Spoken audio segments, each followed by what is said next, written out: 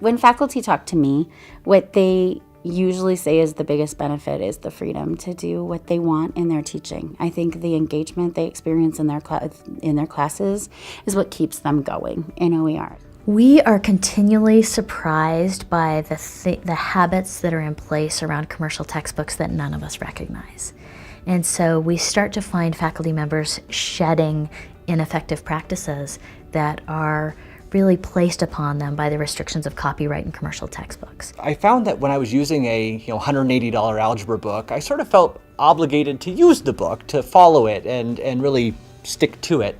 Whereas when I was using a free book, I felt sort of relieved and I felt more free to experiment and innovate with the class. So I felt free to change the order of the book. As we work with the faculty members, there's a training process that's occurring through that implementation. So we're helping them align the materials with their outcomes, identify areas where maybe the existing resources aren't meeting their needs, and helping them with both refining those or identifying additional materials so that we're really getting a core set of materials that are customized to the needs of the institution and that have the flexibility for a single faculty member to adapt them to his or her own teaching style and preferences and pedagogy.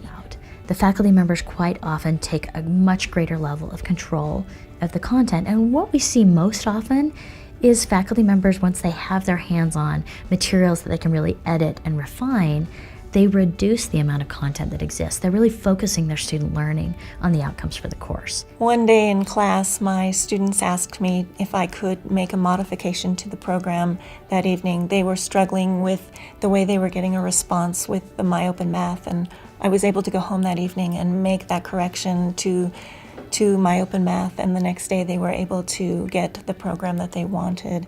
That freedom to pick and to choose and to adapt and to think on your feet and to really hone in on what's important. I think that for a lot of us, that's why we became teachers to begin with.